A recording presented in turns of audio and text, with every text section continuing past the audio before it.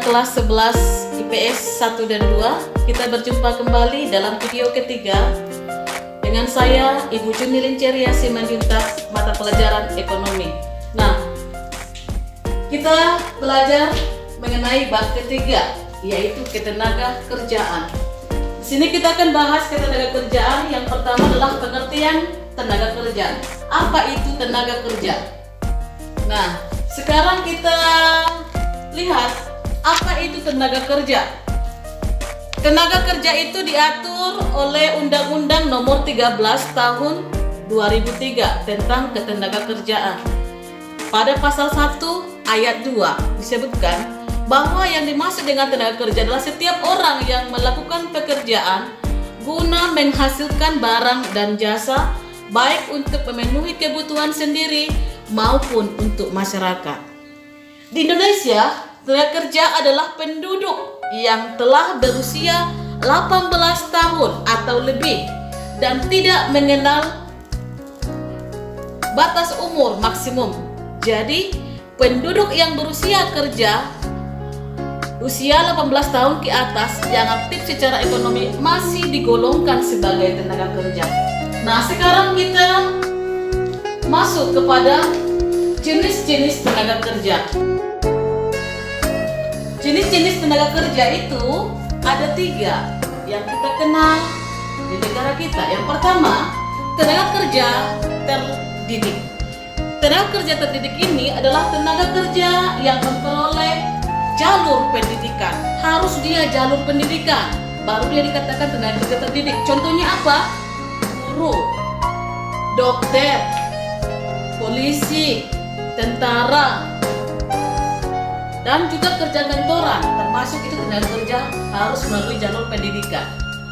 Yang kedua, tenaga kerja terlatih. Tenaga kerja terlatih adalah tenaga kerja harus melalui jalur latihan. Apa saja contohnya? Yang pertama, penjahit, salon, bengkel, supir, dan sebagainya. Itulah termasuk tenaga kerja terlatih. Sekarang yang ketiga, tenaga kerja tidak terdidik dan tidak terlatih, yaitu tenaga kerja yang tidak memperoleh pendidikan dan tidak memperoleh latihan. Contohnya, kuli bangunan, pembantu rumah tangga, pengembala kerbau, dan sebagainya. Nah, itulah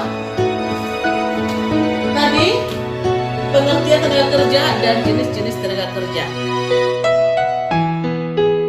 Baik, kita lanjutkan materi kita. Yang ketiga adalah masalah ketenaga kerjaan.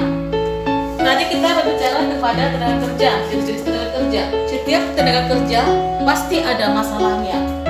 Baik, masalah apa yang terjadi dalam tenaga kerja? Yang pertama, masalah ketenaga kerjaan itu yang pertama jumlah angkatan kerja yang besar. Yang kedua, kualitas tenaga kerja relatif rendah. Yang ketiga, persebaran tenaga kerja tidak merata. Yang keempat, kesempatan kerja masih terbatas. Yang kelima, meningkatnya pengangguran. Baik, itulah masalah ketenaga kerjaan. Nah, sekarang masuk kepada upaya meningkatkan kualitas tenaga kerja. Bagaimana upaya meningkatkan kualitas tenaga kerja di negara kita? Yang pertama harus mengadakan latihan-latihan kerja bagi tenaga kerja agar memiliki kemampuan kerja yang lebih baik.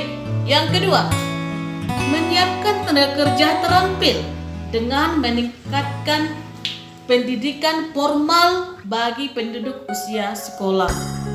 Yang ketiga, mengadakan pelatihan-pelatihan untuk memberikan keterampilan kepada tenaga-tenaga yang sedang mencari pekerjaan agar dapat mengisi lowongan pekerjaan sesuai dengan kebutuhan pasar tenaga kerja.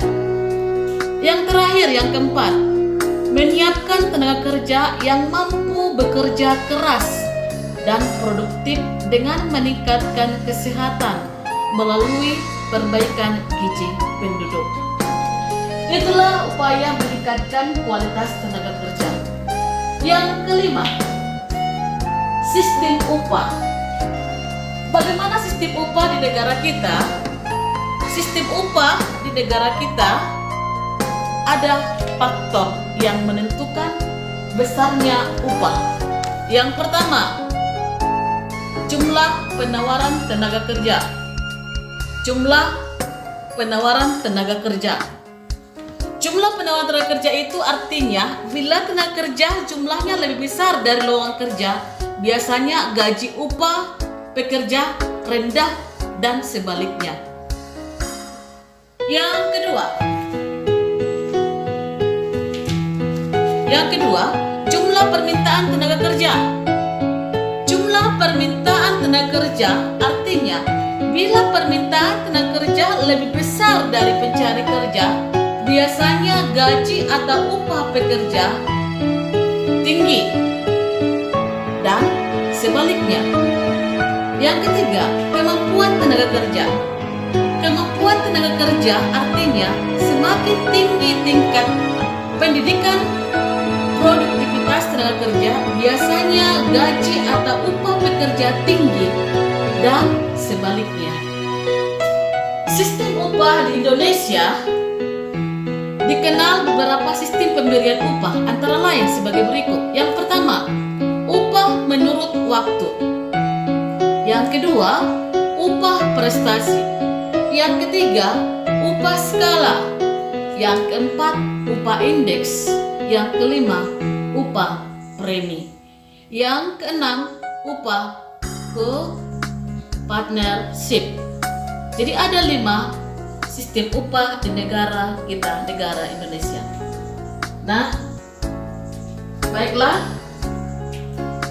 demikianlah pelajaran kita bab 3 untuk tugas kepada anak-anak siswa kalian kelas 11 IPS 1 dan IPS 2, yaitu mengerjakan pilihan ganda bab 3.